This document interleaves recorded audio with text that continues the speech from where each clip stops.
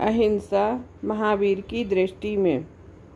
लेखक डॉक्टर श्री हुकुमचंद जी भारिल।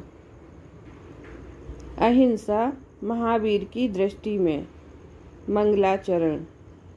जो राग द्वेष विकार बरिजित लीने आत्म ध्यान में, जिनके विराट विशाल निर्मल अचल केवल ज्ञान में, युग पद विशद सकलार्थ झलके ध्वनित हों व्याख्यान में, बेवर्धिमान महान जिन विचरे हमारे ध्यान में। इस मंगलाचरण में भगवान महावीर वर्धमान से ध्यान में विचरण करने की प्रार्थना की गई है। क्योंकि जैन मान्यतानुसार जो जीव एक बार सिद्ध दशा को प्राप्त हो जाता है, वह लौटकर दोबारा संसार में नहीं आता। अतः कवि ऐसी प्रार्थना करके कि एक बार तो आना पड़ेगा, सोते हुए भारत को जगाना पड़ेगा, अपनी प्रार्थना को निष्फल नहीं होने देना चाहता है। जो वस्तु चली जाती है वह लौटकर दोबारा नहीं आती। जैसे हमारा बचपन चला गया, अब वह लौटकर नहीं आ सकता, पर वह हमारे ध्यान में तो आ ही सकता है, ज्ञान में तो आ ही सकता है। मेरी बात पर विश्वास ना हो तो आप आंख बंद कर 1 मिनट को विचार कीजिए कि जब आप 6वीं कक्षा में पढ़ते थे, होली के अवसर पर एक बार आपने गुब्बारे में पानी भरकर मास्टर जी की कुर्सी पर गद्दी के नीचे रख दिया था। जब मास्टर जी आए और कुर्सी पर बैठे तो गुब्बारा फटा और पानी का एक फव्वारा छूटा। साथ ही कक्षा में एक हंसी का फव्वारा भी छूट गया था। पता चलने पर आपकी पिटाई भी कम न हुई थी, पर जब आज उस घटना का स्मरण आता है तो फिर वही बचपना मचल उठता है। ऐसी कोई न कोई घटना आपके बचपन में भी अवश्य घटी होगी। भाई, जो प्यारा बचपन चला गया वह तो लौटकर वापस आ नहीं सकता, फिर भी वह हमारे ध्यान में तो आता ही है, ज्ञान में तो आता ही है। ठीक इसी प्रकार भगवान महावीर भी, जो 2510 वर्ष पूर्व सिद्ध अवस्था को प्राप्त हो चुके हैं, अब इस संसार में लौटकर वापस नहीं आ सकते, फिर भी हमारे ज्ञान में तो आ ही सकते हैं, ध्यान में तो आ ही सकते हैं।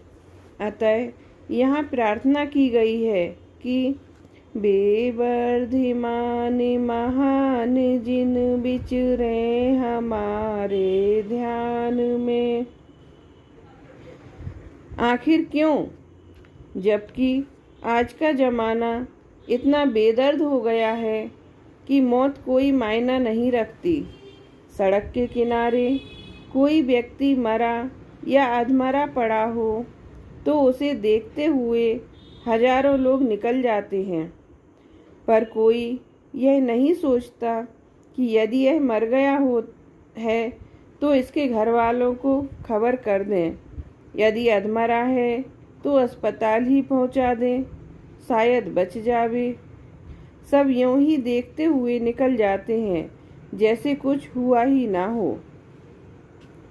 आज का यह आदमी ना मालूम कितना बेरुखा हो गया है कि मौत का समाचार इसके हृदय को आंदोलित ही नहीं करता। प्रतिदिन प्रातःकाल लोग चाय पीते पीते समाचार पत्र पढ़ते हैं, मज़े से चाय पीते जाते हैं और पढ़ते जाते हैं कि बिहार में भयंकर बाढ़ आई है, जिसमें 1 लाख लोग मारे गए हैं और 10 लाख लोग बेघर बार हो गए हैं। यह समाचार पढ़ते समय इनका हाथ नहीं कांपता, इनके हाथ से चाय का प्याला नहीं छूटता, फूटता भी नहीं है। लोग बड़े ही मज़े से चाय पीते जाते हैं और पड़ोसी को समाचार सुनाते जाते हैं कि सुना भाई साहब आपने, बिहार में भयंकर बाढ़ आई है, 1 लाख लोग मारे गए हैं और 10 लाख बेघर-बार हो गए हैं। यह समाचार वे ऐसे चटकारे ले लेकर सुनाते हैं जैसे उनके नगर में कोई नया सर्कस आया हो और वे उसका समाचार सुना रहे हों। यह बात कहते हुए उनके चेहरे पर कोई पीड़ा का निशान नहीं होता।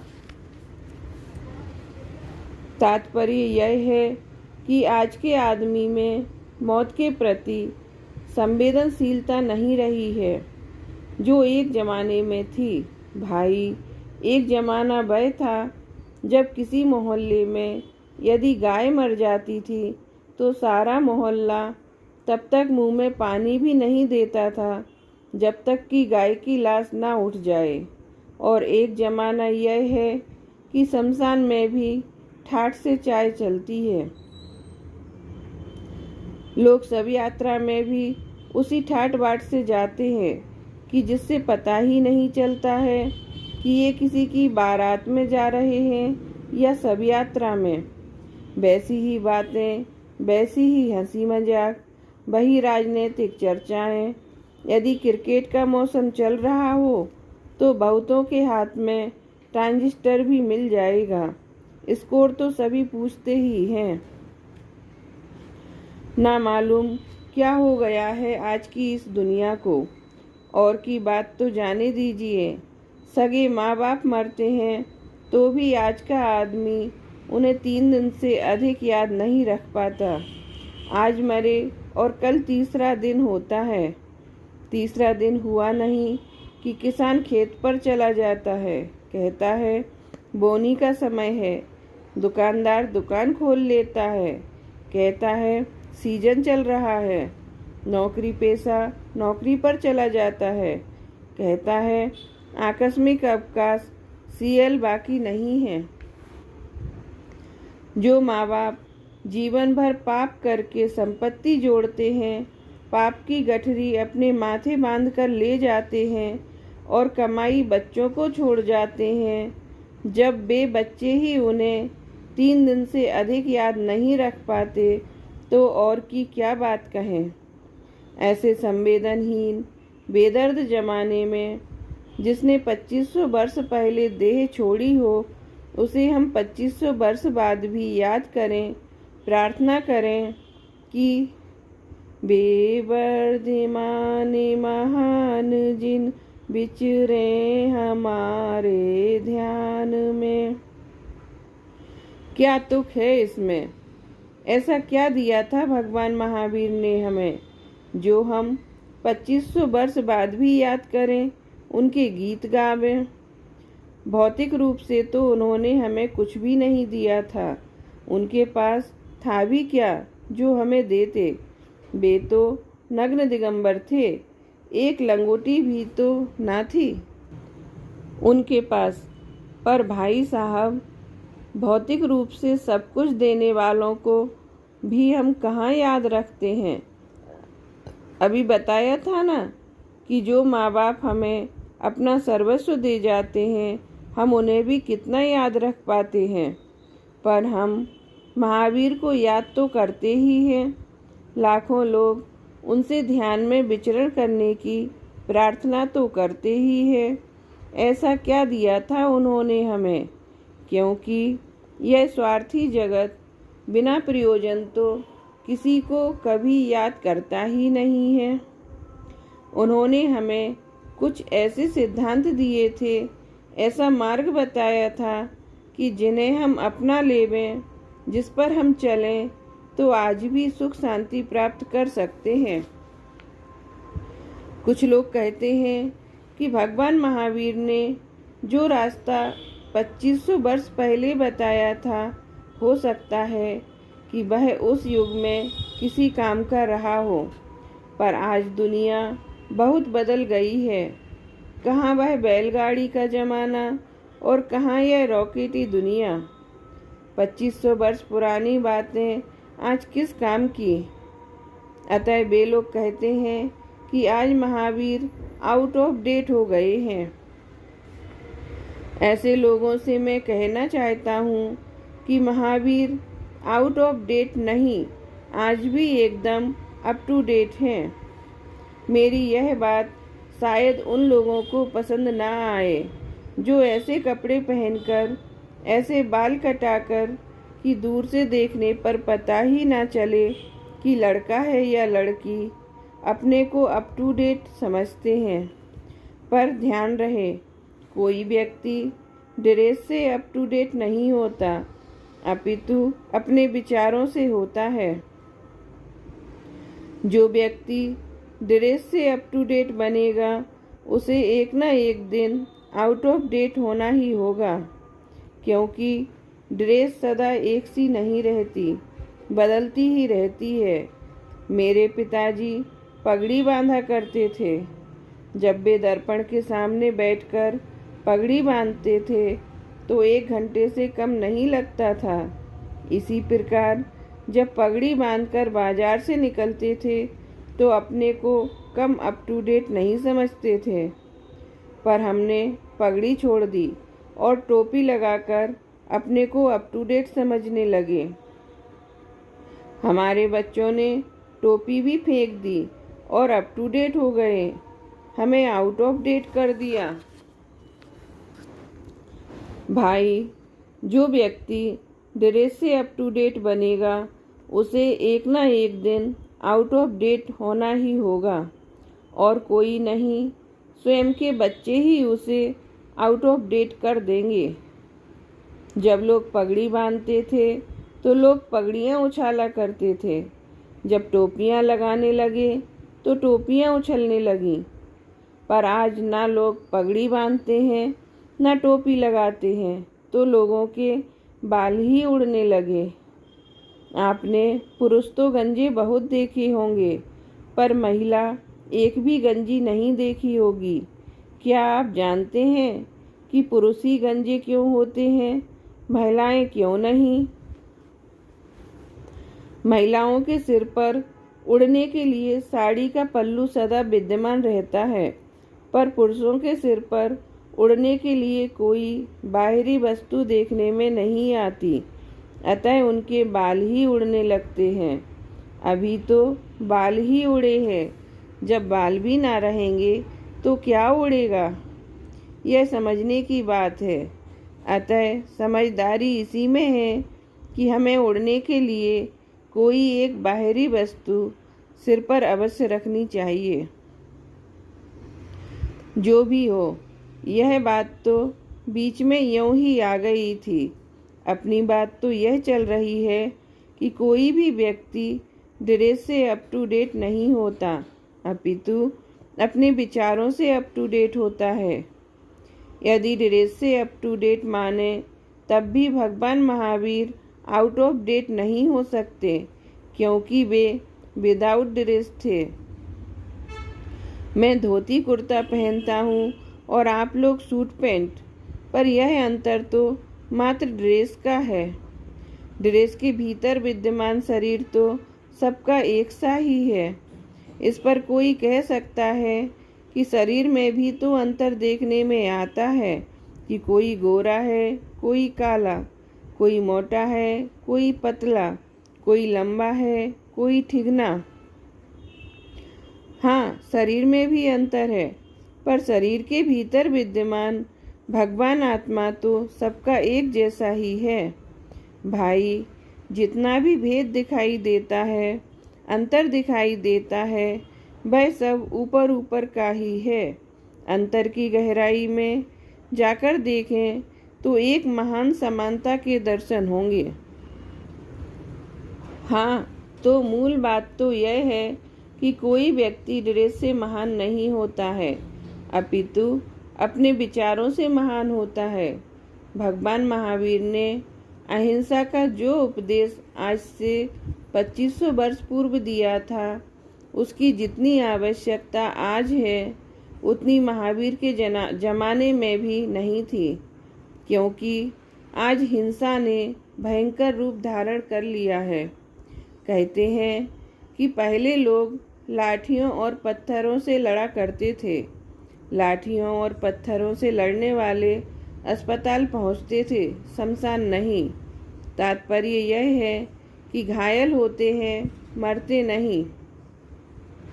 फिर तलवार का जमाना आया, पर तलवार की मार भी 4 हाथ तक की होती है। कोई व्यक्ति 10-20 मीटर दूर हुआ तो तलवार बेकार है। फिर हमने और भी तरक्की की और गोलियां बना ली, पर वे गोलियां भी एक समय में एक आदमी को ही मार सकती थीं, तथा उनकी मारक क्षमता भी 100-200 मीटर तक ही थी। किंतु आज हमने ऐसी ऐसी गोलियां बना ली हैं कि एक गोली से चीन साफ हो जाए और दूसरी गोली से भारत। मारक क्षमता का भी इतना विकास कर लिया है कि अमेरिका अपने घर बैठे बैठे ही एक बटन दबाए तो चीन साफ और दूसरा बटन दबाए तो भारत साफ। और आप जानते हैं कि ये बटन दबाना भी किन लोगों के हाथ में है, जो दिन में 3-3 बोतल मदिरा पान करते हैं। भाई, जब हम गर्म पानी पीने वाले लोग भी इतना भ्रमित हो जाते हैं कि बिजली का बटन दबाना चाहते हैं और पंखा चल जाता है, भूल से बगल का बटन दब जाता है, तब उन 3-3 बोतल पीने वालों का क्या कहना। यदि उन्होंने चीन का बटन दबाने की सोची और भूल से भारत वाला बटन दब गया तो क्या होगा? हम सब लोग मुफ्त में ही मारे जाएंगे। कहते हैं कि अमेरिका ने इतनी विनाशक सामग्री तैयार कर ली है कि यदि वह चाहे तो दुनिया को 40 बार तबाह कर सकता है।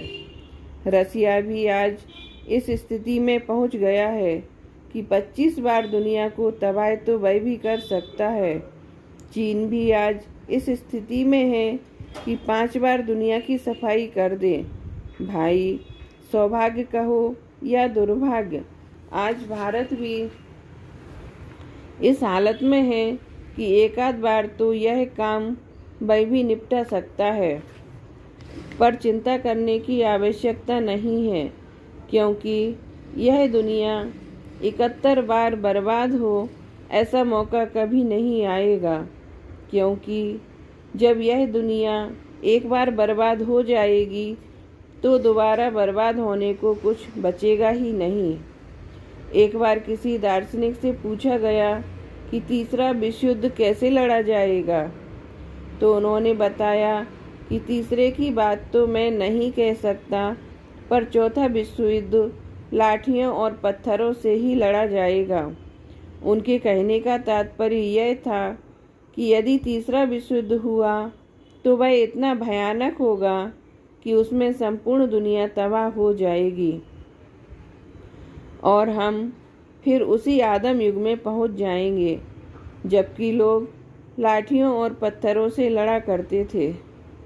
अतः तीसरे विश्व युद्ध की बात सोचना भी भयानक अपराध है, सामूहिक आत्महत्या का प्रयास है।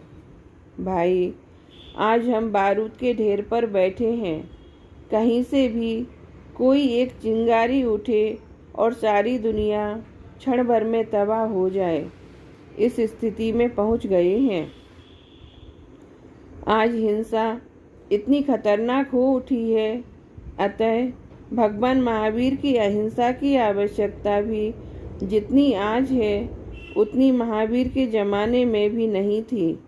भाई, इसीलिए तो मैं कहता हूँ कि महावीर आउट ऑफ डेट नहीं हुए हैं, अपितु एकदम अप टू डेट हैं। रामायण की लड़ाई 6 माह चली थी, पर उसमें मरने वालों की संख्या हजारों में ही थी, लाखों नहीं। महाभारत की लड़ाई मात्र 18 दिन चली थी, उसमें भी मरने वालों की संख्या लाखों ही थी, करोड़ों नहीं। पर आज का असली युद्ध यदि 18 सेकंड ही चल जाए तो मरने वालों की संख्या हजारों नहीं, लाखों नहीं, करोड़ों नहीं, अरबों होगी, असंख्य होगी, अनंत होगी। पहले के ज़माने में युद्ध के मैदान में सिपाही लड़ते थे और सिपाही ही मरते थे, पर आज का युद्ध सिपाहियों तक ही सीमित नहीं रह गया है। युद्ध मैदानों तक ही सीमित नहीं रह गया है। आज उसकी लपेट में सारी दुनिया आ गई है। आज की लड़ाइयों में मात्र सिपाही ही नहीं मरते, किसान भी मरते हैं, मजदूर भी मरते हैं, व्यापारी भी मरते हैं, खेत खलियान भी बर्बाद होते हैं, कल कारखाने भी नष्ट होते हैं, बाजार और दुकानें भी तबाह हो जाती हैं। अधिक क्या कहें, आज के इस युद्ध में अहिंसा की बात कहने वाले हम जैसे पंडित और साधु जन भी नहीं बचेंगे। मंदिर मस्जिद भी साफ हो जाएंगे। आज के युद्ध सर्व विनाशक हो गए हैं। आज हिंसा जितनी भयानक हो गई है, भगवान महावीर की अहिंसा की आवश्यकता भी आज उतनी ही अधिक हो गई है। इस स्थिति में भगवान महावीर को आउट ऑफ डेट कहना, अनुपयोगी कहना कहाँ तक उचित है, यह विचारने की बात है। आज की लड़ाइयाँ बड़ी बीतरागी लड़ाइयाँ हो गई हैं।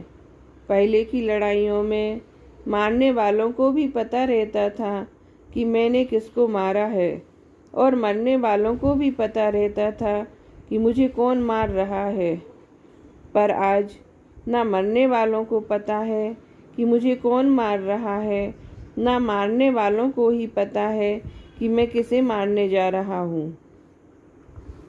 ऊपर से राम बम फेंकता है और नीचे उसी का भाई लक्ष्मण मर जाता है और मंदिर साफ हो जाता है। ऊपर से रहीम बम फेंकता है और नीचे उसी का भाई करीम मर जाता है और मस्जिद साफ हो जाती है। ऊपर से हरमिंदर सिंह बम फेंकता है और नीचे उसी का भाई गुरमिंदर सिंह मर जाता है और गुरुद्वारा साफ हो जाता है। जब कोई किसी पर बम फेंकता है तो यह कोई नहीं कहता कि राम ने रहीम पर बम फेंका है। सभी यही कहते हैं कि अमेरिका ने जापान पर बम फेंका था। तात्पर्य यह है कि बमों की लड़ाई वस्तुतः व्यक्तियों की लड़ाई नहीं, देशों की लड़ाई है। व्यक्तियों की अपेक्षा देशों की लड़ाई अधिक खतरनाक होती है, क्योंकि वह सामूहिक विनाश करती है। पहले की लड़ाइयाँ व्यक्तियों के बीच होती थीं, फिर परिवारों के बीच होने लगीं, उसके बाद जातियाँ लड़ने लगीं और आज देश लड़ते हैं। रामायण की लड़ाई दो व्यक्तियों की लड़ाई थी। राम और रावण दोनों व्यक्ति ही तो थे। रामायण की लड़ाई राम और रावण की लड़ाई ही तो कहलाती है। फिर हम महाभारत के युग में आते हैं। तब तक परिवार लड़ने लगे थे। महाभारत का युद्ध कौरवों और पांडवों के बीच हुआ था। कौरव और पांडव किसी एक व्यक्ति के नाम नहीं, परिवारों के नाम हैं। हम और आगे बढ़ें।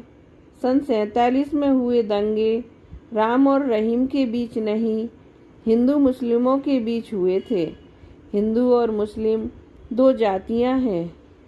सन 1965 एवं 1971 में हुई लड़ाइयाँ श्री लाल बहादुर शास्त्री एवं अयूब खां और श्रीमती इंदिरा गांधी एवं याह्या खां के बीच नहीं लड़ी गई थी, अपितु ये युद्ध भारत और पाकिस्तान के बीच लड़े गए थे। भाई, जब व्यक्ति लड़ते हैं तो व्यक्ति बर्बाद होते हैं। जब परिवार लड़ते हैं तो परिवार बर्बाद होते हैं। जब जातियां लड़ती हैं तो जातियां बर्बाद होती हैं। और जब देश लड़ते हैं तो देश बर्बाद होते हैं। देश का अर्थ मात्र आदमी नहीं होता है। देश में आदमियों के साथ पशु पक्षी भी होते हैं, खेत खलियान भी होते हैं, कल कारखाने भी होते हैं और मंदिर मस्जिद भी होते हैं।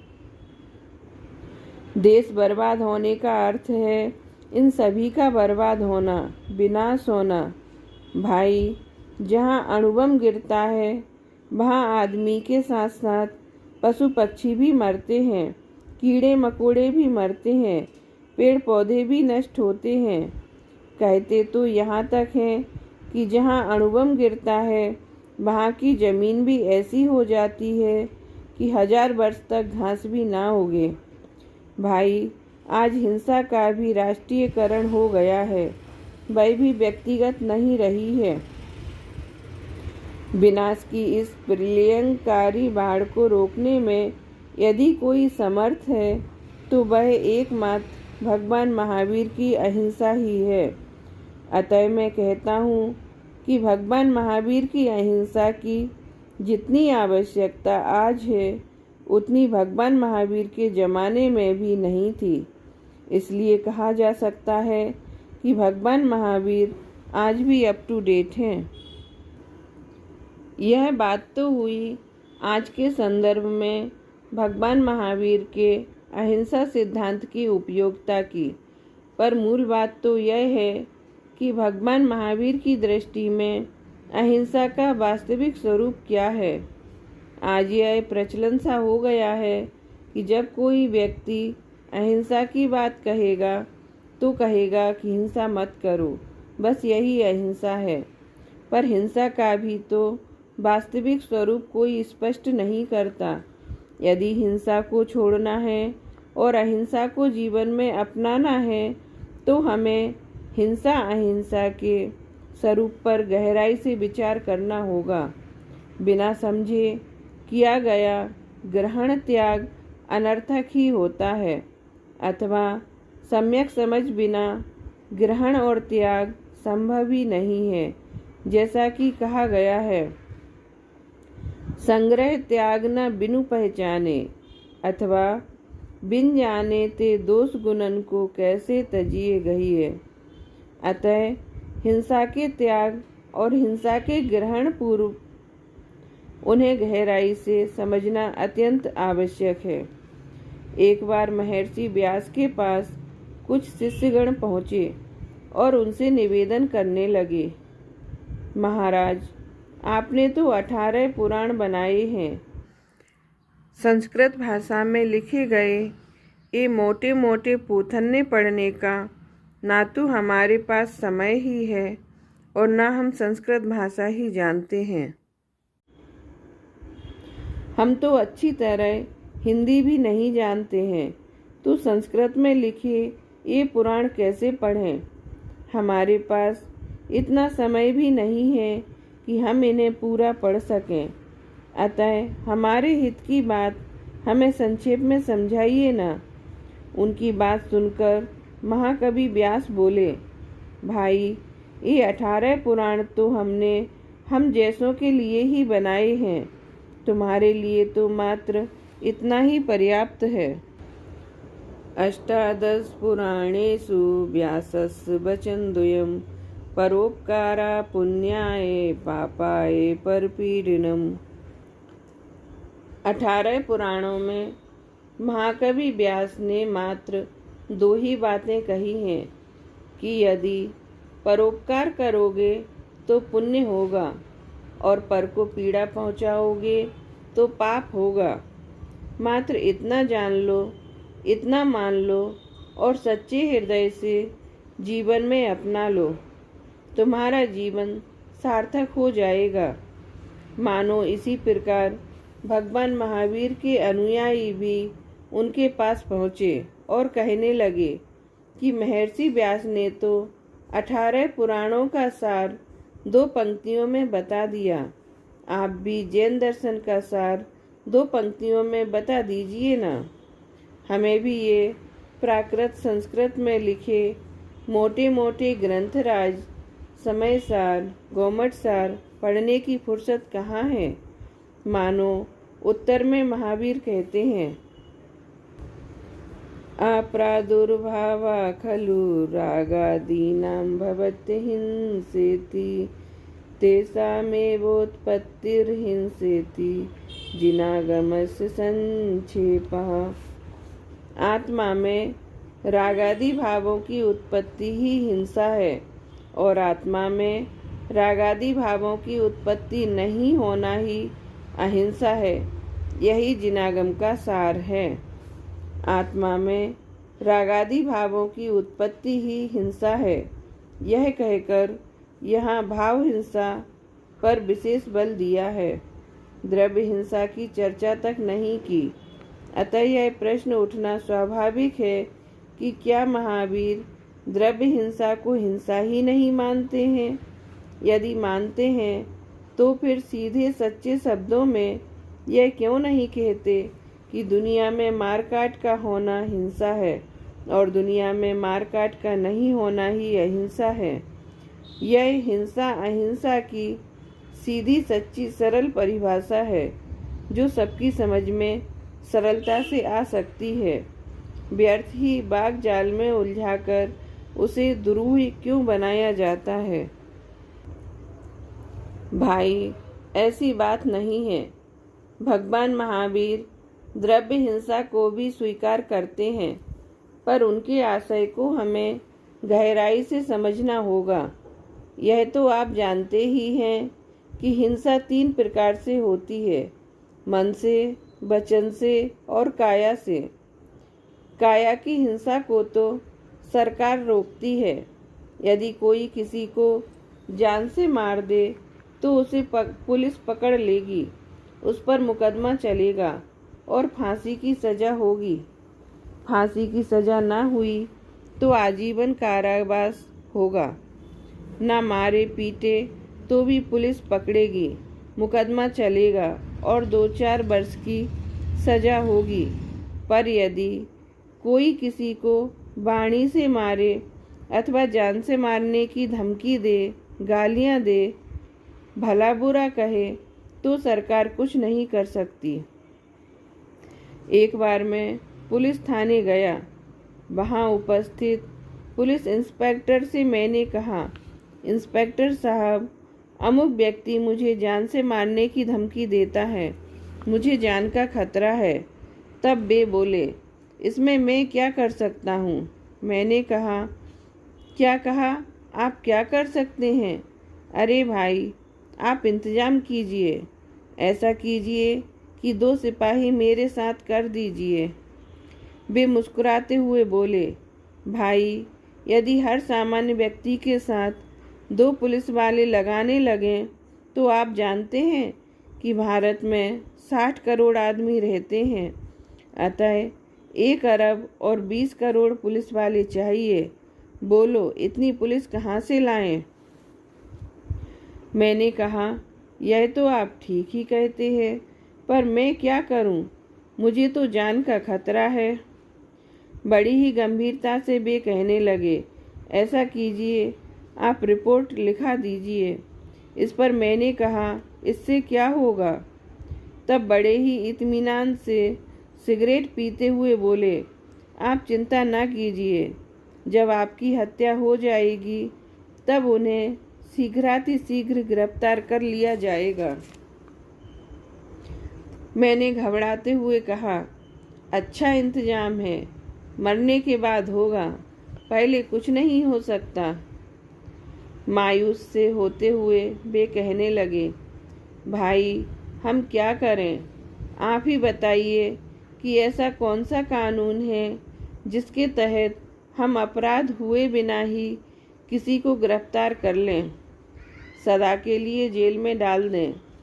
अधिक से अधिक यह हो सकता है कि हम गंभीर शिकायत पर उनकी जमानत मुचलके करा लें। इससे अधिक कुछ नहीं हो सकता।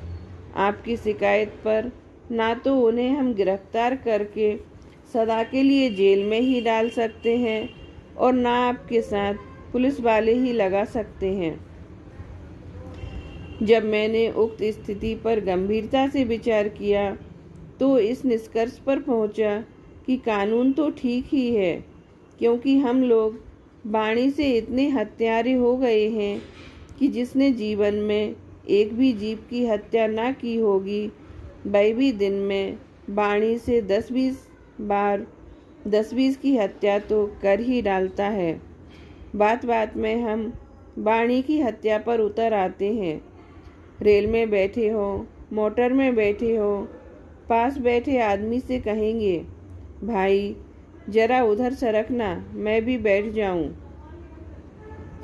इस पर वह अकड़ जाएगा, फिर क्या है, आप भी कब पीछे रहने वाले हैं।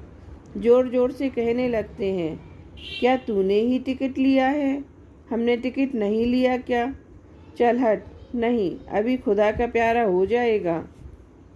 बात बात में हर किसी को भगवान के पास भेजने की सोचने लगते हैं, कहने लगते हैं।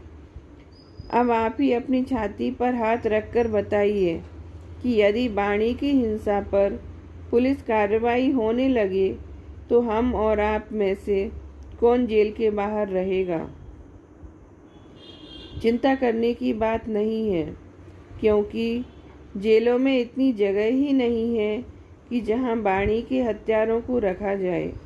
भाई, ये माताएं बहनें हैं ना, बड़ी धर्मात्मा, इतनी धर्मात्मा कि प्रातःकाल उठेंगी तो स्वयं नहाएंगी, गाय को नहाएंगी, बाल्टी को नहलाएंगी, उसमें निकला दूध पिएंगी। सोचो आप कितनी धर्मात्मा होंगी। माघ का महीना हो, भयंकर सर्दी पड़ रही हो, माँ रसोई बना रही हो और उसका 2 वर्ष का बालक चौके के बाहर रो रहा हो। माँ के पास जाना चाहता हो, पर माँ कहती है, यदि मेरे पास चौके में आना हो तो कपड़े खोलकर आ, अन्यथा मेरा चौका अपवित्र हो जाएगा। बच्चा यदि कपड़े खोलता है तो निमोनिया हो जाने का अंदेशा है, और कपड़ा नहीं खोलता है तो माँ के पास जाना संभव नहीं है। आखिर बेचारा करे तो क्या करे। अंत में होता यही है कि वह बालक चौके की सीमा रेखा का बार बार उसी प्रकार उल्लंघन करता है, चौके की सीमा पर बार बार उसी प्रकार छेड़खानी करता है जिस प्रकार पाकिस्तान कश्मीर की सीमा पर किया करता है, तथा जिस प्रकार भारत सरकार बार बार कड़े विरोध पत्र भेजा करती है, उसी प्रकार वह धर्मात्मा माँ भी बार बार धमकियाँ दिया करती है कि यदि कपड़े खोले बिना चौके की सीमा में प्रवेश किया तो जिंदा जला दूंगी। जिंदा चूल्हे में से जलती हुई लकड़ी निकालकर बच्चे को बार बार दिखाती हुई धमकाती है, कहती है, देख यदि कपड़े खोले बिना अंदर पाँव भी रखा तो समझ ले कि जिंदा जला दूंगी, जिंदा। अब मैं आपसे ही पूछता हूँ कि यदि वह बच्चा पुलिस में जाकर रिपोर्ट लिखाए कि मेरी माँ मुझे जिंदा जलाने की धमकी देती है, तो क्या पुलिस वाले उस माँ को भी गिरफ्तार कर लेंगे? शायद यह आपको भी स्वीकृत ना होगा। भाई, जो माँ अपने बच्चे को जिंदा जलाना तो दूर, यदि स्वप्न में भी उसकी मात्र अंगुली जलती देख ले तो बेहोश हो जाए, वह माँ भी जब वाणी से इतनी हत्यारी हो सकती है तो फिर दूसरों की क्या कहना। अतः कानून तो ठीक ही है कि वह वाणी की इस हिंसा की उपेक्षा ही करता है, पर बात यह है कि भले ही सरकार ना रोके, पर वाणी की हिंसा भी रुकनी तो चाहिए ही। हाँ, रुकनी चाहिए, अवश्य रुकनी चाहिए। काया की हिंसा को सरकार रोकती है तो वाणी की हिंसा को समाज रोकता है। कैसे? जो लोग वाणी का सदुपयोग करते हैं, समाज उनका सम्मान करता है, और जो दुरुपयोग करते हैं, समाज उनका अपमान करता है। अपनी सज्जनता की खातिर अपमान ना भी करे तो भी कम से कम सम्मान तो नहीं करता। आप सब बड़े बड़े लोग नीचे बैठ गए हैं और मुझे यहाँ ऊपर गद्दी पर बिठा दिया है। क्यों, ऐसा क्यों किया आप सबने? इसीलिए ना कि मैं आपको भगवान महावीर की अच्छी अच्छी बातें बता रहा हूँ। यदि मैं अभी यहीं बैठा बैठा स्पीकर पर ही आप सबको गालियाँ देने लगूँ तो क्या होगा? क्या आप मुझे इतने सम्मान से दोबारा बुलाएंगे? नहीं, कदापि नहीं। देखो, यह आपके अध्यक्ष महोदय क्या कह रहे हैं।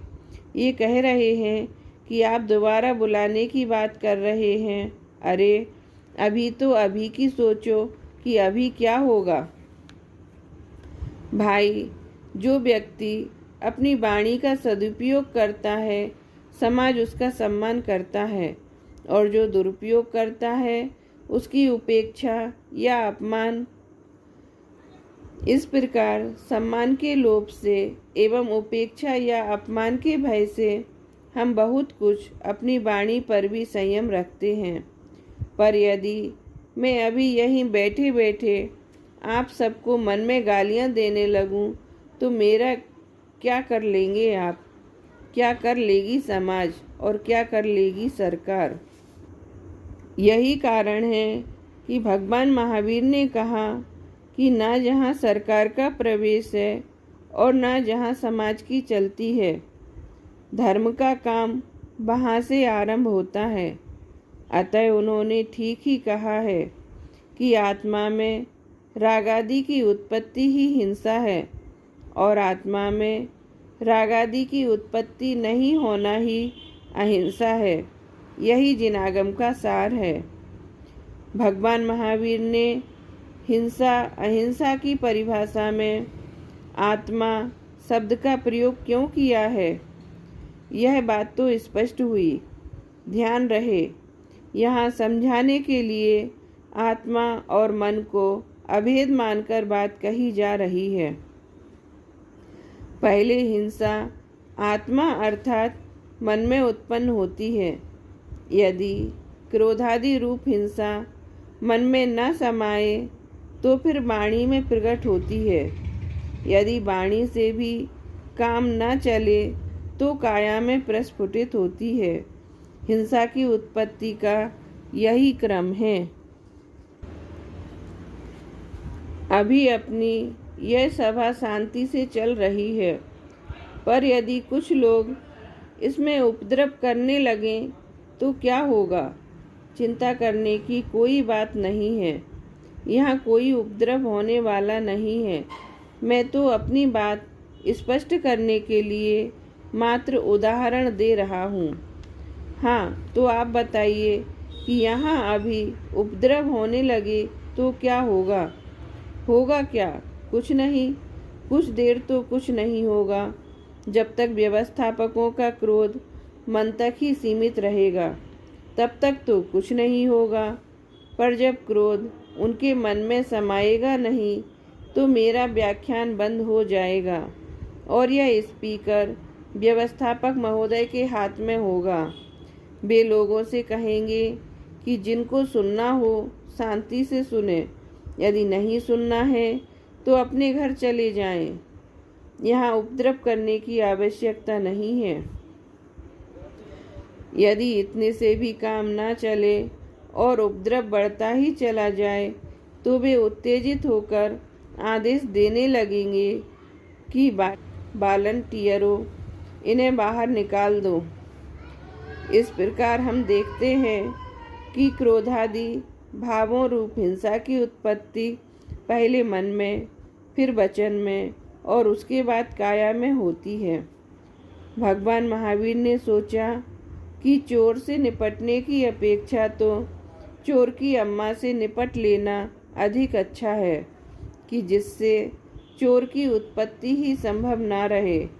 यदि हिंसा मन में ही उत्पन्न ना होगी तो फिर वाणी और काया में प्रस्फुटित होने का प्रश्न ही उपस्थित न होगा। अतः भगवान महावीर ने हिंसा के मूल पर प्रहार करना उचित समझा।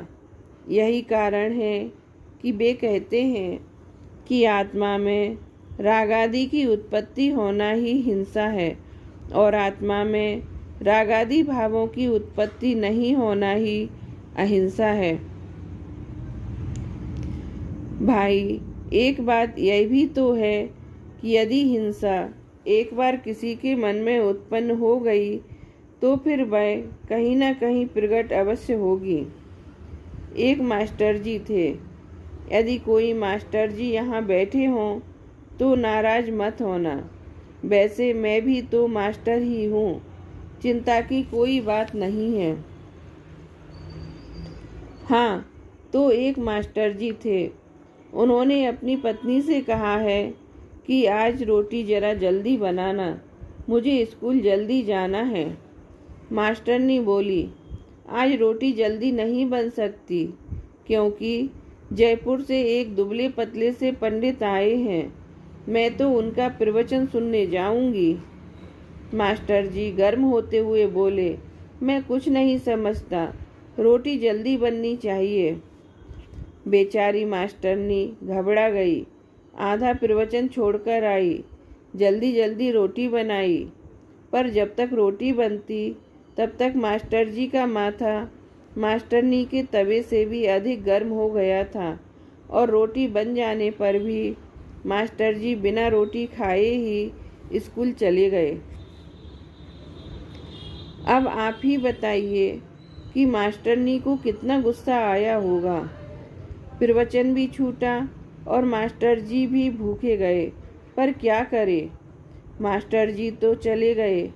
घर पर बेचारे बच्चे थे। उसने उनकी धुनाई शुरू कर दी। गुस्सा तो मास्टर जी को भी कम नहीं आ रहा था क्योंकि भूखे थे ना। पर स्कूल में ना तो मास्टरनी ही थी और ना घर के बच्चे, पराये बच्चे थे। उन्होंने उनकी धुनाई आरंभ कर दी। भाई, यदि हिंसा एक बार आत्मा में मन में उत्पन्न हो गई तो फिर वह कहीं ना कहीं प्रकट अवश्य होगी। अतः भगवान महावीर ने कहा कि बात ऐसी होनी चाहिए कि हिंसा लोगों के मन में आत्मा में ही उत्पन्न न हो। यही विचार कर उन्होंने हिंसा अहिंसा की परिभाषा में यह कहा कि आत्मा में रागादि भावों की उत्पत्ति होना ही हिंसा है और आत्मा में रागादि भावों की उत्पत्ति नहीं होना ही अहिंसा है। भगवान महावीर का 2500वां निर्वाण वर्ष था। सारे भारतवर्ष में निर्वाण महोत्सव के कार्यक्रम बड़े जोर शोर से चल रहे थे। भगवान महावीर का धर्म चक्र एवं 1000 यात्रियों को साथ लेकर हम भी सारे देश में भगवान महावीर का संदेश देते फिर रहे थे। उत्तर दक्षिण पूर्व पश्चिम के सभी तीर्थों की 3 मास तक यात्रा करते हुए अंत में गुजरात पहुँचे। वहाँ की एक सभा में भगवान महावीर के इसी अहिंसा संदेश को हमने जनता जनार्दन तक पहुँचा रहे थे कि अध्यक्ष पद पर विराजमान महानुभाव बोले, यह तो ठीक, पर आप तो यह बताइए कि यह हिंसा रुके कैसे। हमने कहा, हाँ बताते हैं, यह भी बताते हैं, सुनिए तो सही। इस गुजरात प्रांत में शराबबंदी लागू है, फिर भी लोग शराब तो पीते ही हैं। अब आप ही बताइए कि यह शराबबंदी सफल कैसे हो। हमने अपनी बात को विस्तार देते हुए कहा कि एक उपाय तो यह है कि बाजार में कोई व्यक्ति शराब पीकर डोलता हो तो उसे पुलिस वाले पकड़ लें, 2-4 चांटे मारें, जेब में 10-20 रुपये हों, उन्हें छीनकर छुट्टी कर दें, तो क्या शराबबंदी सफल हो जाएगी? नहीं, कदापि नहीं। तो क्या करना होगा? जब तक उन होटलों पर छापा नहीं मारा जाएगा जिन होटलों में यह अवैध शराब बिकती है, तब तक सफलता मिलना संभव नहीं है। हाँ, यह बात तो ठीक है, पर पुलिस उन होटलों पर छापा मारे, 10-20 बोतल शराब मिले, मिल बांटकर उसे पी लें, और 200-400 रुपये लेकर उसकी छुट्टी कर दें तो भी क्या शराबबंदी सफल हो जाएगी? नहीं, इससे भी कुछ होने वाला नहीं है। तो क्या करना होगा? जब तक उन अड्डों को बर्बाद नहीं किया जाएगा, नष्ट भ्रष्ट नहीं किया जाएगा, जिन अड्डों पर लुक छिपकर यह अवैध शराब बनाई जाती है, तब तक सफलता मिलना असंभव ही है। क्योंकि यदि अड्डों पर शराब बनेगी तो मार्केट बाजार में आएगी, अवश्य आएगी। जाएगी कहाँ?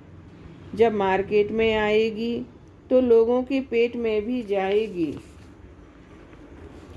अन्यथा जाएगी कहाँ? जब लोगों के पेट में जाएगी तो उनके माथे में भी भन्नाएगी ही।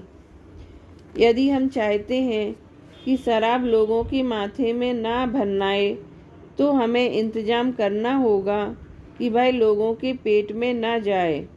यदि हम चाहते हैं कि शराब लोगों के पेट में ना जाए तो हमें इंतजाम करना होगा कि भाई मार्केट में ना आए।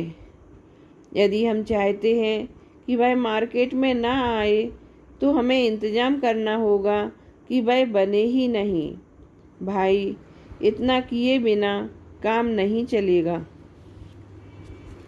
इसी प्रकार यदि हम चाहते हैं कि हमारे जीवन में हिंसा प्रस्फुटित ही ना हो तो हमें उसे आत्मा के स्तर पर, मन के स्तर पर ही रोकना होगा। क्योंकि यदि आत्मा या मन के स्तर पर हिंसा उत्पन्न हो गई तो वह वाणी और काया के स्तर पर भी प्रस्फुटित होगी ही। यही कारण है कि भगवान महावीर बात की तह में जाकर बात करते हैं और कहते हैं कि यदि हिंसा को रोकना है तो उसे आत्मा और मन के स्तर पर ही रोकना होगा। जब तक लोगों के दिल साफ नहीं होंगे, जब तक लोगों की आत्मा में निर्मलता नहीं होगी, तब तक हिंसा के अविरल प्रवाह को रोकना संभव न होगा। यह बात तो यह हुई कि हिंसा अहिंसा की परिभाषा में आत्मा शब्द का उपयोग क्यों किया गया है। पर अब बात यह है कि भगवान महावीर रागादि भावों की उत्पत्ति को ही हिंसा कह रहे हैं। भाई, जिस राग भाव अर्थात प्रेम भाव को सारा जगत अहिंसा माने बैठा है, भगवान महावीर उस राग भाव को ही हिंसा बता रहे हैं। बात जरा खतरनाक है, अतः सावधानी से सुनने की आवश्यकता है। जैन दर्शन में प्रतिपादित अहिंसा की इसी विशेषता के कारण कहा जाता रहा है कि अन्य दर्शनों की अहिंसा जहाँ समाप्त होती है, जैन दर्शन की अहिंसा वहाँ से आरंभ होती है। सारी दुनिया कहती है कि प्रेम से रहो और महावीर कहते हैं कि यह प्रेम, यह राग भी हिंसा है ना अद्भुत बात।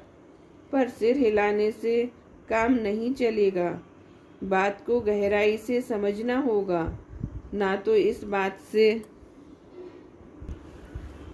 असहमत होकर उपेक्षा करने से ही बात बनेगी और ना बिना समझे स्वीकार कर लेने से कुछ होने वाला है।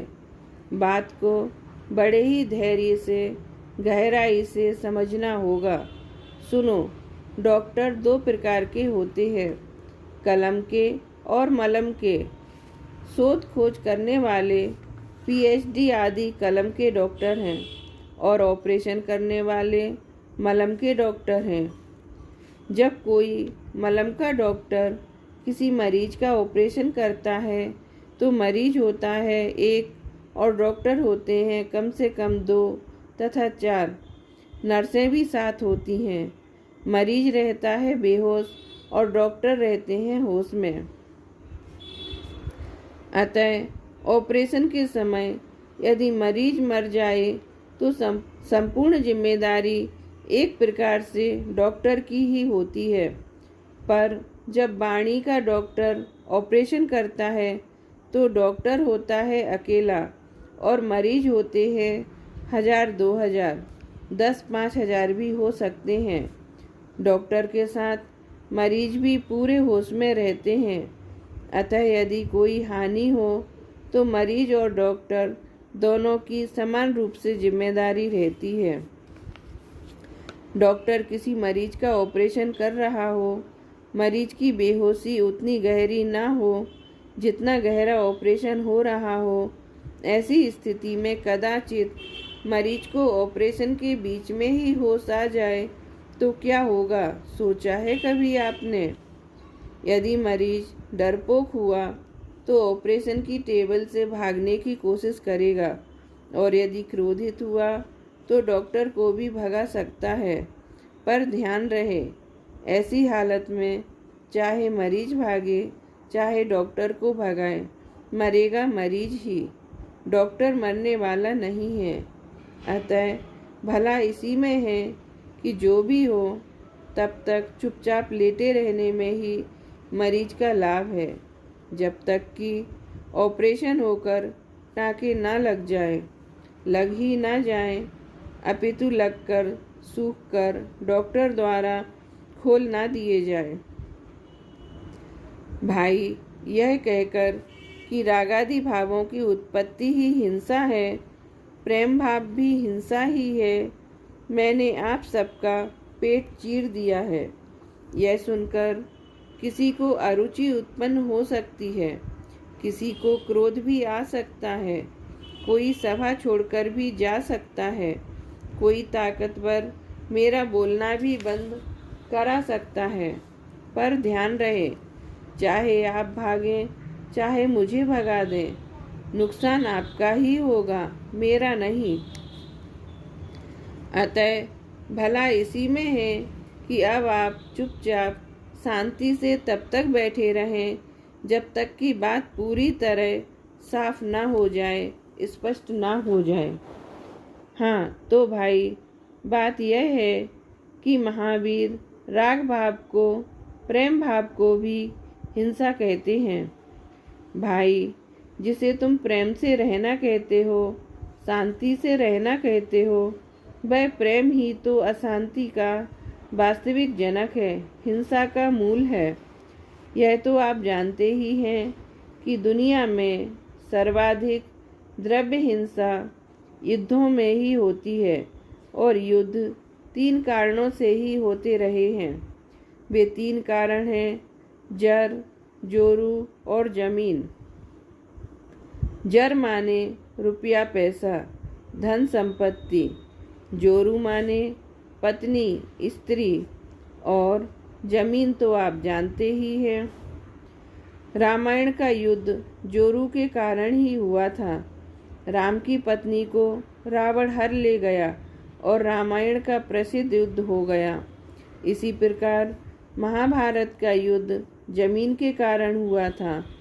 पांडवों ने कौरवों से कहा, यदि आप हमें 5 गांव भी दे दें तो हम अपना काम चला लेंगे। पर कौरवों ने उत्तर दिया, बिना युद्ध के सुई की नोक के बराबर भी जमीन नहीं मिल सकती। बस फिर क्या था, महाभारत मच गया।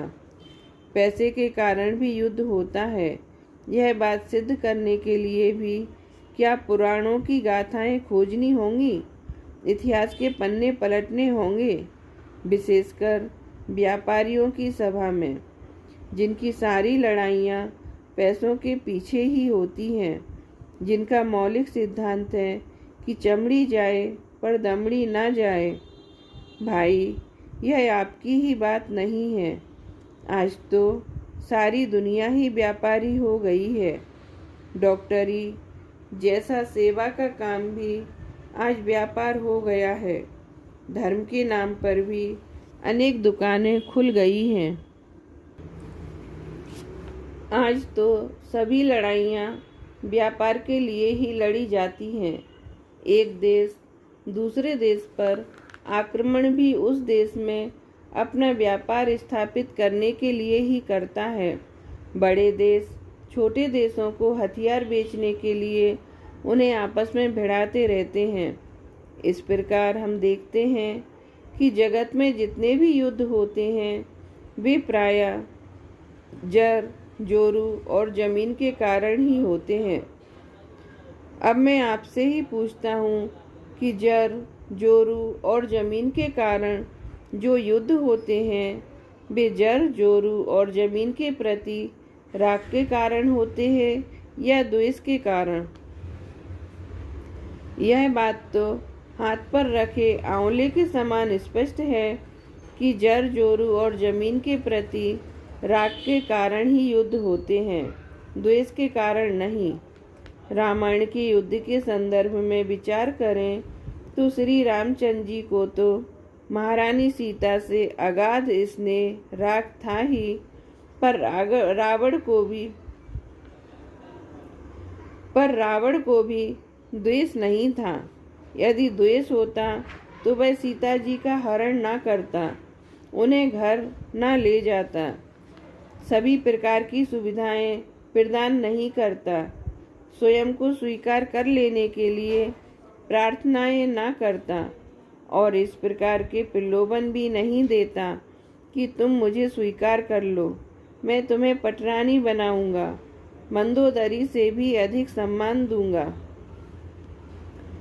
यह सब उसके राग को ही सूचित करता है, द्वेष को नहीं।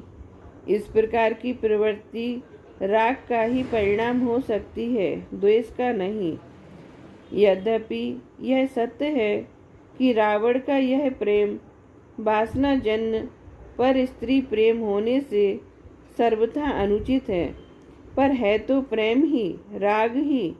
अतः सहज ही सिद्ध है कि रामायण का युद्ध नारी के प्रति प्रेम के कारण ही हुआ था, नारी के प्रति राग के कारण ही हुआ था।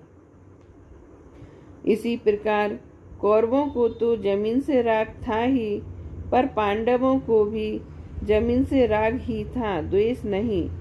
अन्यथा वे 5 गांव भी क्यों मांगते? इस पर आप कह सकते हैं कि आप क्या बात करते हैं, वे बेचारे रहते कहाँ? पर मैं कहता हूँ कि रहने के लिए गांव की क्या आवश्यकता है। मेरे पास तो 1 इंच जमीन भी नहीं है, पर मैं तो बड़े आराम से रह रहा हूँ। उन्हें गांवों की क्या आवश्यकता थी? वनवास के काल में भी तो वे 12 वर्ष तक बिना गांवों के रहे थे। आखिर अब क्या आवश्यकता पड़ी थी जो गांव मांगने लगे और ना मिलने पर युद्ध पर उतारू हो गए?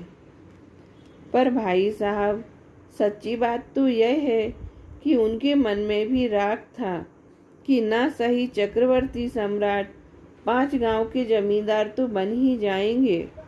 इस प्रकार हम देखते हैं कि महाभारत की लड़ाई भी जमीन के प्रति राग के कारण ही लड़ी गई थी। पैसों के पीछे जो लड़ाइयाँ होती हैं वे भी पैसों के प्रति राग के कारण ही होती हैं, द्वेष के कारण नहीं। अतः यह सहज ही सिद्ध हो जाता है कि युद्धों में होने वाली सर्वाधिक द्रव्य हिंसा के मूल में राग ही कार्य करता है। यही कारण है कि भगवान महावीर ने रागादि भावों की उत्पत्ति को हिंसा कहा है और रागादि भावों की उत्पत्ति नहीं होने को अहिंसा घोषित किया है। मात्र युद्धों में होने वाली हिंसा ही नहीं, अपितु खान पान एवं भोग विलास में होने वाली हिंसा के मूल में भी मुख्य रूप से राग ही कार्य करता है। मांस भक्षी लोग उसी प्राणी का मांस खाते हैं जिसका मांस उन्हें अच्छा लगता है। प्रिय भोजन में प्राणियों का सहज अनुराग ही देखा जाता है, द्वेष नहीं। अभक्ष पदार्थों के भक्षण के मूल में भी लोलुपता अर्थात राग ही कार्य करता है। लोग व्यर्थ ही कहते हैं कि बिल्ली को चूहे से जन्मजात बैर है, पर यह कैसे संभव है? क्या किसी को अपनी प्रिय भोज्य सामग्री से भी बैर होता है। बिल्ली तो चूहे को बड़े चाव से खाती है। आप ही बताइए, क्या आपको शुद्ध सात्विक प्रिय आहार से द्वेष है जो आप उसे चबाकर खा जाते हैं? भाई, जिस प्रकार आप अपने योग्य शुद्ध सात्विक प्रिय खाद्य पदार्थों को प्रेम से खाते हैं, उसी प्रकार सभी प्राणी अपनी अपनी भोज्य सामग्री का रागवशी उपभोग करते हैं। अतः यह सहज ही सिद्ध होता है कि खानपान संबंधी हिंसा में भी राग ही मूल कारण है। इसी प्रकार पांचों इंद्रियों के भोग भी राग के कारण ही भोगे जाते हैं। क्रूरतम हिंसा से उत्पन्न श्रृंगार सामग्रियों के उपयोग के मूल में भी राग ही कार्य करता देखा जाता है। जिंदा पशुओं की चमड़ी उतारकर बनाई गई चमड़े की वस्तुओं का उपयोग भी अज्ञानी जीव प्रेम से ही करते हैं। उनके प्रति आकर्षण का कारण राग ही है। रेशम के कीड़ों को उबालकर बनाई जाने वाली रेशम की साड़ियाँ भी महिलाएं रागवशी पहनती हैं। भाई, अधिक क्या कहे। अकेली हिंसा ही नहीं, पांचों पापों का मूल कारण एकमात्र राग भाव ही है। लोभ रूप राग के कारण ही लोग झूठ बोलते हैं, चोरी करते हैं, परिग्रह जोड़ते हैं। झूठ बोलकर लोगों को ठगने वाले लोग पैसे के प्रति ममता के कारण ही तो ऐसा करते हैं। चोर सेठ जी की तिजोरी उसमें रखे पैसों के लोभ के कारण ही तोड़ता है, सेठ जी के प्रति द्वेष के कारण नहीं। यदि उसे सेठ से द्वेष होता तो वह सेठ जी की तिजोरी नहीं तोड़ता, खोपड़ी खोलता। इसी प्रकार समस्त बाह्य परिग्रह जोड़ने के मूल में बाह्य वस्तुओं के प्रति राग ही कार्य करता है। माता बहनों की इज्जत भी रागी ही लूटते हैं, द्वेषी नहीं। इतिहास उठाकर देख लो, आज तक जितनी भी माता बहनों की इज्जत लूटी है वह रागियों ने ही लूटी है, द्वेषियों ने नहीं। आप प्रतिदिन प्रातःकाल समाचार पत्र पढ़ते हैं, उनमें यह लिखा तो मिलता है कि एक गोरी भूरी सुंदर युवती क्रीम पाउडर लपेटे, तंग वस्त्र पहने, हंसती खेलती तितली सी बनी बाजार में जा रही थी, तो कुछ कॉलेजी लड़कों ने उससे छेड़खानी की। पर आपने यह कभी नहीं पढ़ा होगा कि एक काली कलूटी सफ़ेद बालों वाली घिनौनी सी गंदी लड़की रोती रोती सड़क पर जा रही थी और उससे किसी ने छेड़खानी की। भाई, छेड़खानी का पात्र भी वही होता है जिसे देखकर हमें राग उत्पन्न हो। इस प्रकार हम देखते हैं कि पांचों पापों की मूल जड़ एकमात्र राग ही है। यही कारण है कि कविवर पंडित दौलत राम जी छह ढाला में लिखते हैं,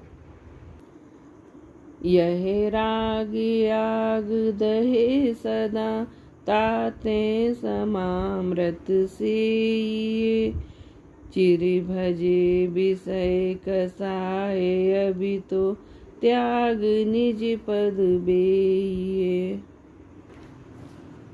भाई, यह राग तो ऐसी आग है जो सदा जलाती ही है। जिस प्रकार आग सर्दियों में जलाती है, गर्मियों में जलाती है, दिन को जलाती है, रात को जलाती है, सदा जलाती ही है, उसी प्रकार यह राग भी सदा दुखी देता है। जिस प्रकार आग चाहे नीम की हो चाहे चंदन की, पर आग तो जलाने का ही काम करती है। ऐसा नहीं है कि नीम की आग जलाए और चंदन की आग ठंडक पहुँचाए। भाई, चंदन भले ही शीतल हो, शीतलता पहुँचाता हो, पर चंदन की आग तो जलाने का ही काम करेगी। भाई, आग तो आग है, इससे कुछ अंतर नहीं पड़ता कि वह नीम की है या चंदन की। उसी प्रकार राग चाहे अपनों के प्रति हो या परायों के प्रति हो, चाहे अच्छे लोगों के प्रति हो या बुरे लोगों के प्रति हो, पर है तो वह हिंसा ही, बुरा ही। ऐसा नहीं है कि अपनों के प्रति होने वाला राग अच्छा हो और परायों के प्रति होने वाला राग बुरा हो, अथवा अच्छे लोगों के प्रति होने वाला राग अच्छा हो और बुरे लोगों के प्रति होने वाला राग बुरा हो।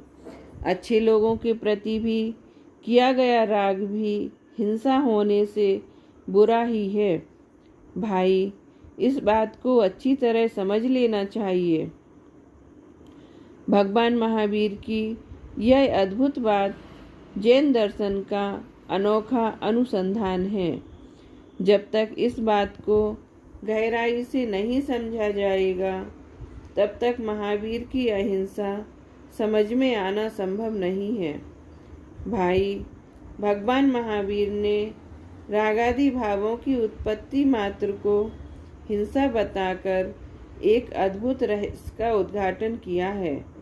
अपनी पुरानी मान्यताओं को एक ओर रखकर पवित्र हृदय से यदि समझने का प्रयास किया जाए तो इस अद्भुत रहस्य को भी समझा जा सकता है, पाया जा सकता है, अपनाया जा सकता है और जीवन में जिया भी जा सकता है।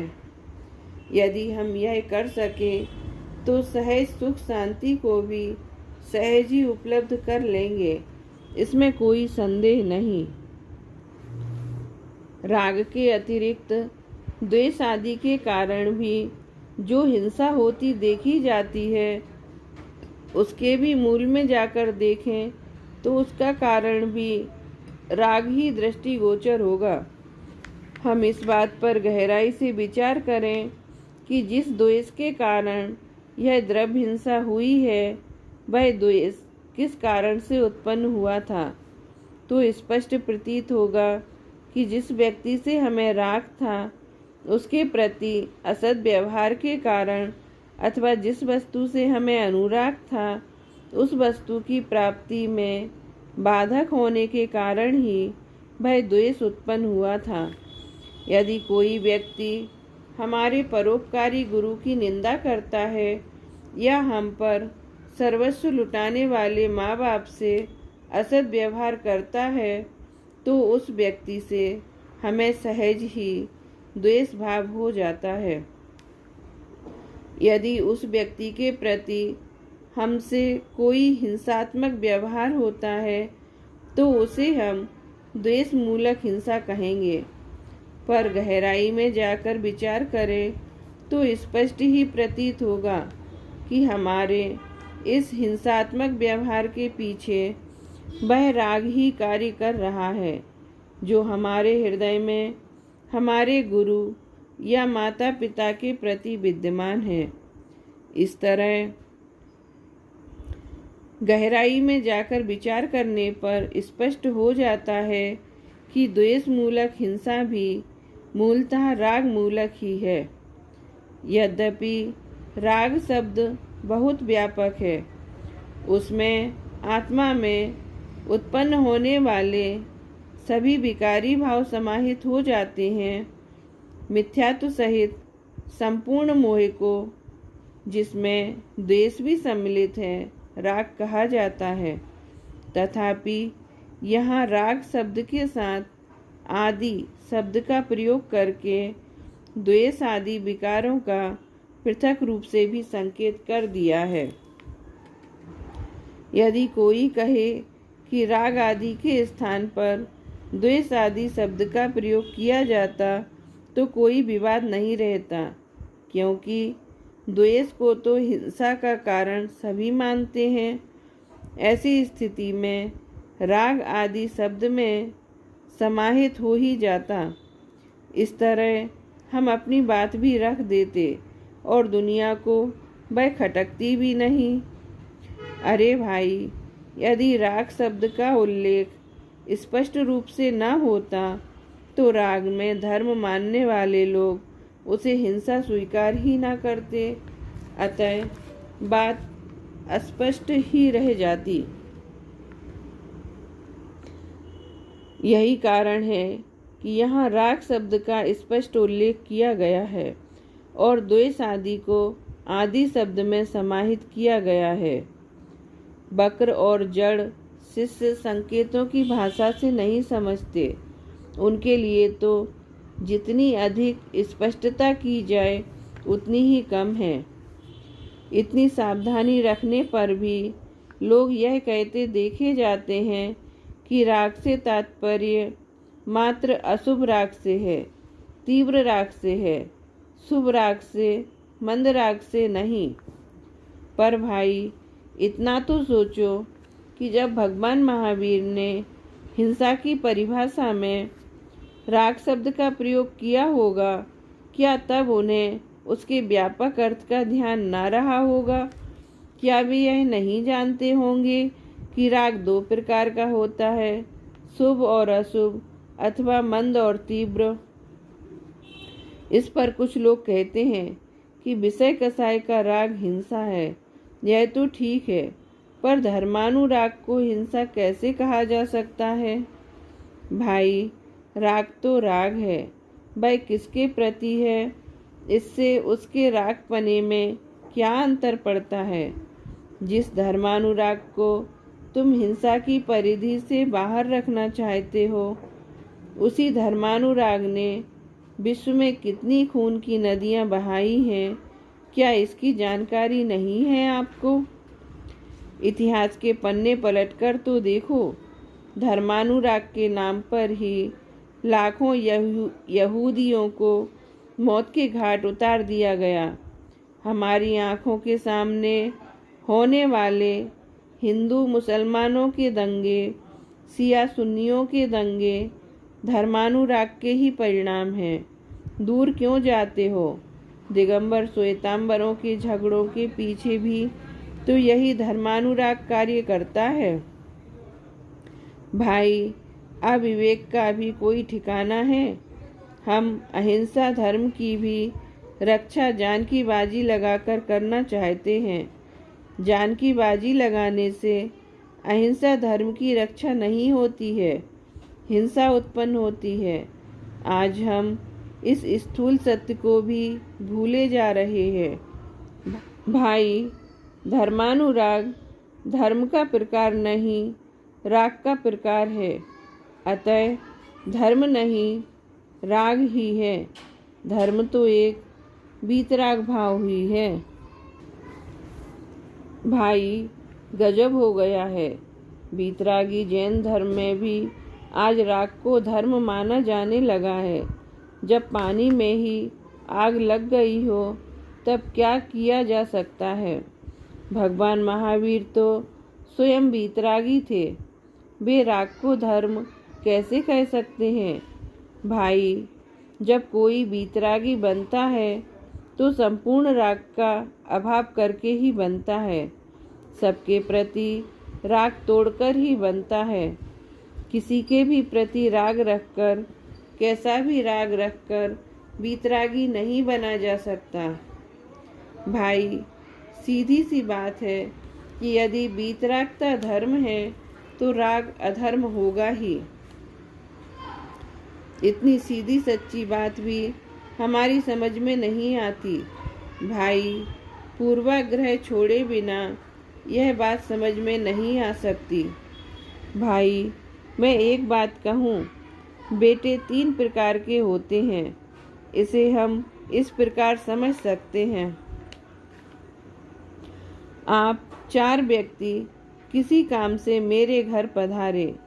मैंने आपको आदर पूर्वक बिठाते हुए अपने बेटे को आवाज़ दी, भाई परमात्म प्रकाश 1 गिलास पानी लाना।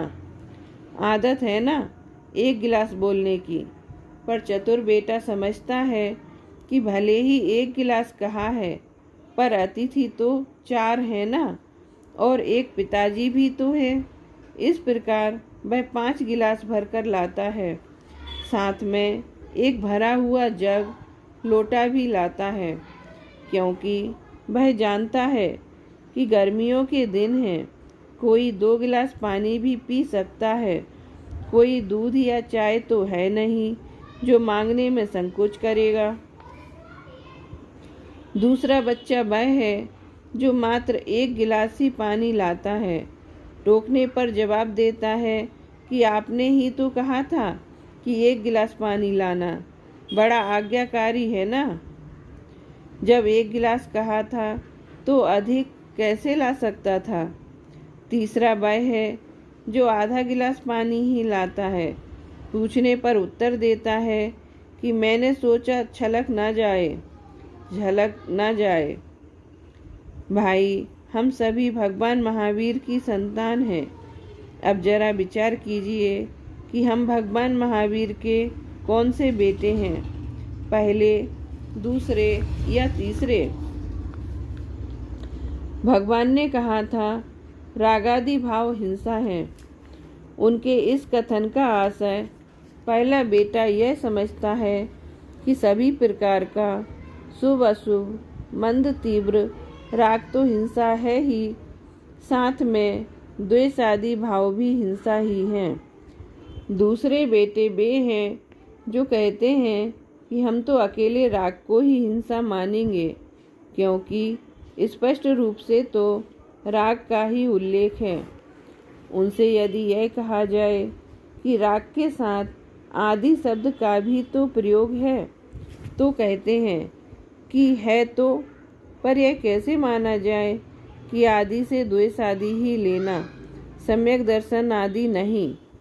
तीसरे वे हैं जो कहते हैं कि भगवान ने यदि राग को हिंसा कहा है तो हमने अशुभ राग, तीव्र राग को हिंसा मान तो लिया।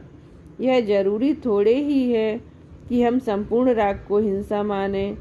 लिखा भी तो अकेला रागादि ही है। यह कहाँ लिखा है कि सभी रागादि हिंसा हैं। अब आप ही निश्चित कीजिए कि आप भगवान महावीर के कौन से पुत्र हैं, पहले, दूसरे या तीसरे। मुझे इस बारे में कुछ नहीं कहना है।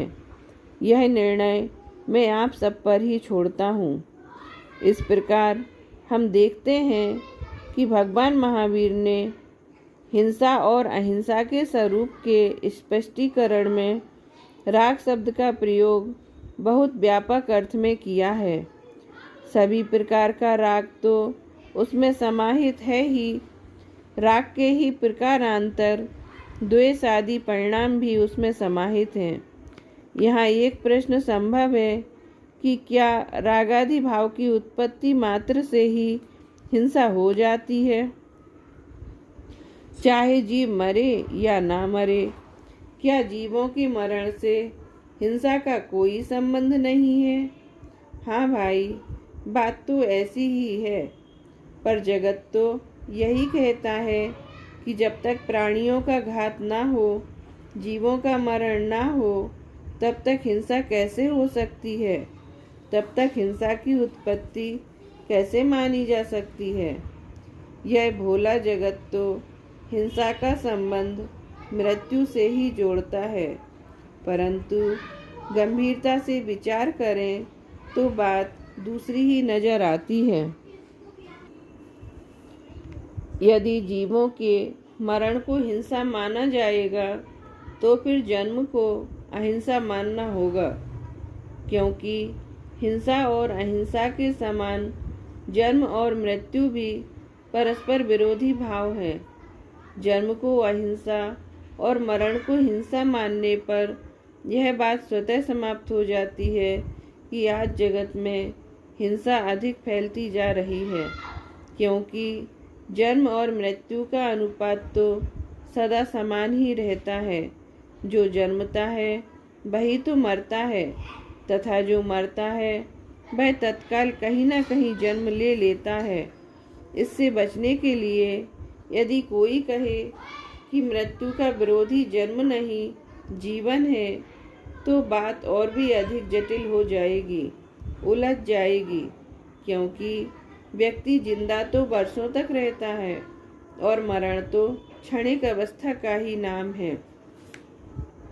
इस प्रकार मृत्यु को हिंसा और जीवन को अहिंसा मानने पर अहिंसा का पलड़ा और भी अधिक भारी हो जाएगा, जबकि यह बात सभी एक स्वर से स्वीकार करते हैं कि आज हिंसा बहुत बढ़ती जा रही है।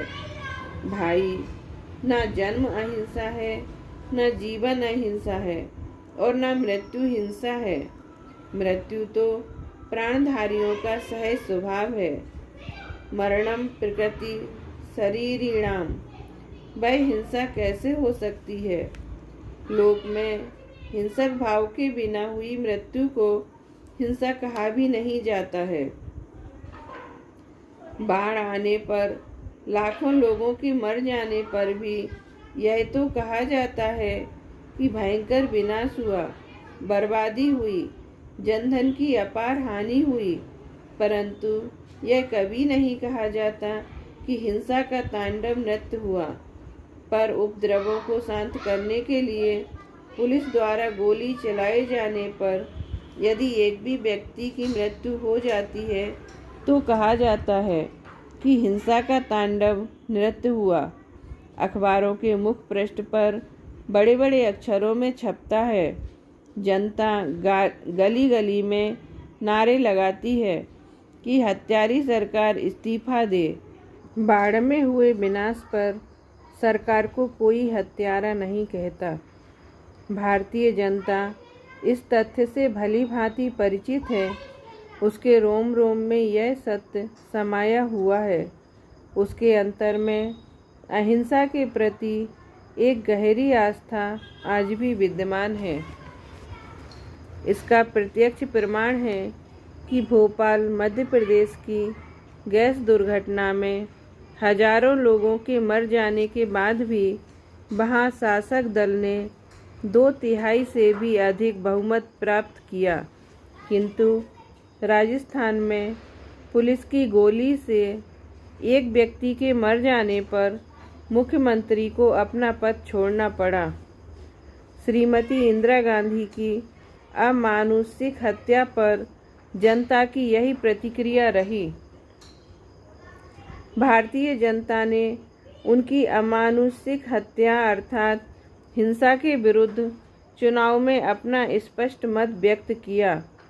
परिणाम स्वरूप इंदिरा कांग्रेस को अभूतपूर्व विजय प्राप्त हुई।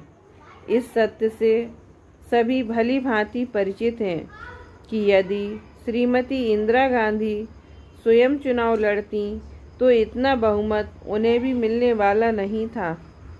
वस्तुतः यह इंदिरा कांग्रेस या श्री राजीव गांधी की जीत नहीं, हिंसा के विरुद्ध अहिंसा की जीत है। भारतीय जनता ने स्पष्ट रूप से हिंसा के विरुद्ध अहिंसा के पक्ष में अपना मत व्यक्त किया है। इससे प्रतीत होता है कि बहुत गहराई में जाकर भारतीय जनता आज भी भगवती अहिंसा की आराधक है। उसकी रग रग में भगवती अहिंसा उसी प्रकार समाई हुई है जिस प्रकार तिल में तेल और दूध में घी। प्राकृतिक विनाश भारतीय जनता के चित्त को करुणा विगलित तो करता है, उसमें एक संवेदना पैदा तो करता है, पर वह उसके चित्त को उद्वेलित नहीं करता, आंदोलित नहीं करता, किंतु बुद्धिपूर्वक की गई हिंसा से वह आंदोलित हो जाता है, उद्वेलित हो जाता है, वह भड़क उठता है। हत्यारों के प्रति यह आक्रोश भारतीय जनता की अहिंसा में गहरी आस्था को ही व्यक्त करता है। भारतीय जनता की अहिंसा के प्रति गहरी समझ एवं दृढ़ आस्था को समझने के लिए हमें उसके अंतर में उतरना होगा, उसके व्यवहार का बारीकी से अध्ययन करना होगा। ऊपर ऊपर से देखने से काम नहीं चलेगा। भगवान महावीर भारतीय जनता के अंतर में समाहित हो गए हैं।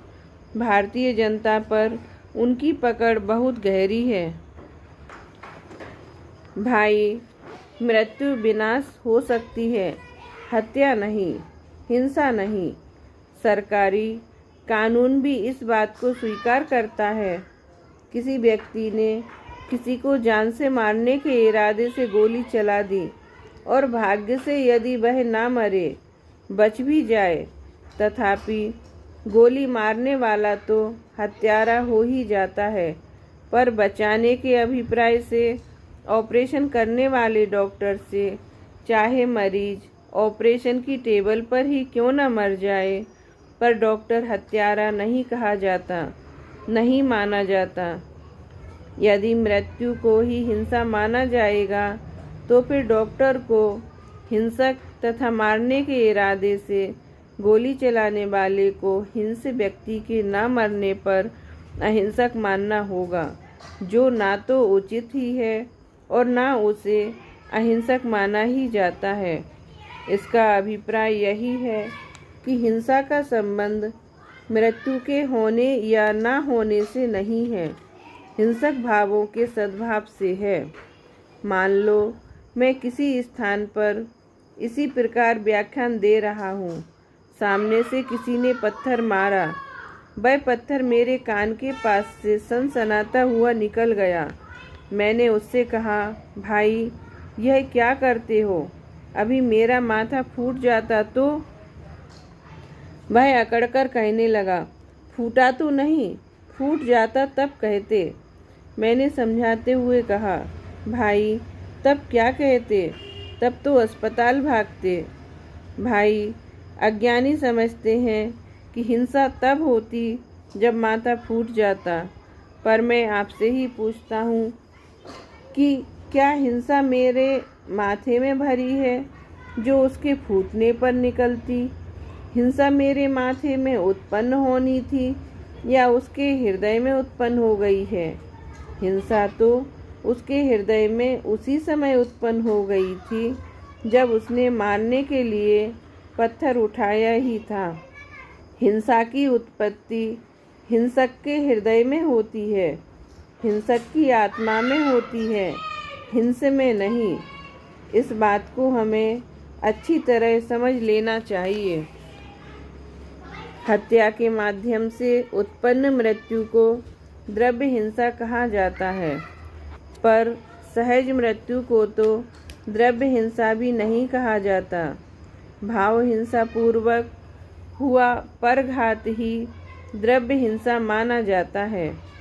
भाव हिंसा के बिना किसी भी प्रकार की मृत्यु द्रव्य हिंसा नाम नहीं पाती।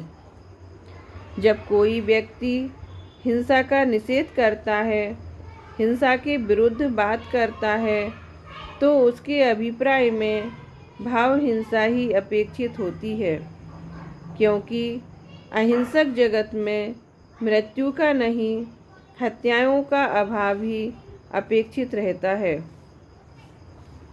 भाई, यहाँ तो इससे भी बहुत आगे की बात है। यहाँ मात्र मारने के भाव को ही हिंसा नहीं कहा जा रहा है, अपितु सभी प्रकार के राग भाव को हिंसा बताया जा रहा है, जिसमें बचाने का भाव भी सम्मिलित है। इसके संदर्भ में विशेष जानने के लिए लेखक का अहिंसा नामक निबंध पढ़ना चाहिए। भाई, दूसरों को मारने या बचाने का भाव उसके सहज जीवन में हस्तक्षेप है।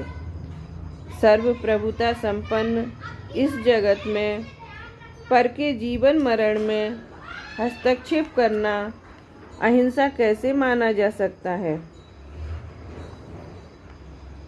अनाक्रमण के समान अहस्तक्षेप की भावना भी अहिंसा में पूरी तरह समाहित है। यदि दूसरों पर आक्रमण हिंसा है, तो उसके कार्यों में हस्तक्षेप भी हिंसा ही है। उसकी सर्वप्रभुता संपन्नता का अनादर है, अपमान है। भगवान महावीर के अनुसार प्रत्येक आत्मा स्वयं प्रभुता संपन्न द्रव्य है। अपने भले बुरे का संपूर्ण उत्तरदायित्व स्वयं उसका है। उसमें किसी भी प्रकार का हस्तक्षेप वस्तु स्वरूप को स्वीकार नहीं है। इस परम सत्य की स्वीकृति ही भगवती अहिंसा की सच्ची आराधना है। भगवती अहिंसा भगवान महावीर की साधना की चरम उपलब्धि है। उनकी पावन दिव्य ध्वनि का नवनीत है। जन्म मरण का अभाव करने वाला रसायन है, परम अमृत है। भाई, यदि सुखी होना है तो इस परमामृत रस का पान करो, इस परम रसायन का सेवन करो। जब हम इस परमामृत पान की पावन प्रेरणा देते हैं तो कुछ लोग कहने लगते हैं, आपकी बातें तो बहुत अच्छी है, पर अकेले हमारे अहिंसक हो जाने से क्या होने वाला है, क्योंकि अकेला चना तो भाड़ फोड़ नहीं सकता। अतः पहले सारी दुनिया को यह अहिंसा समझाओ, स्वीकार कराओ, बाद में हम भी स्वीकार कर लेंगे। हमारा उनसे कहना यह है कि भाई, अहिंसा तो अमृत है। जो इस अमृत के प्याले को पिएगा वह अमर होगा, सुखी होगा, शांत होगा। भाई, इस पावन अहिंसा को यदि व्यक्ति अपनाएगा तो व्यक्ति सुखी होगा, परिवार अपनाएगा तो परिवार सुखी होगा, समाज अपनाएगा तो समाज सुखी होगा और देश अपनाएगा तो देश सुखी होगा। अतः दूसरों पर टालने की अपेक्षा भले काम को अपने घर से ही आरंभ कर देना चाहिए कि लोकोक्ति के अनुसार हमें अहिंसा को सच्चे दिल से समझने एवं जीवन में अपनाने का कार्य स्वयं से ही आरंभ कर देना चाहिए। अधिक क्या कहें भाई, सभी प्राणी भगवान महावीर द्वारा प्रतिपादित इस अहिंसा सिद्धांत को गहराई से समझें, मात्र समझें ही नहीं, जीवन में अपनाएं और सहज सुख शांति को प्राप्त करें। इस पावन भावना से विराम लेता हूँ।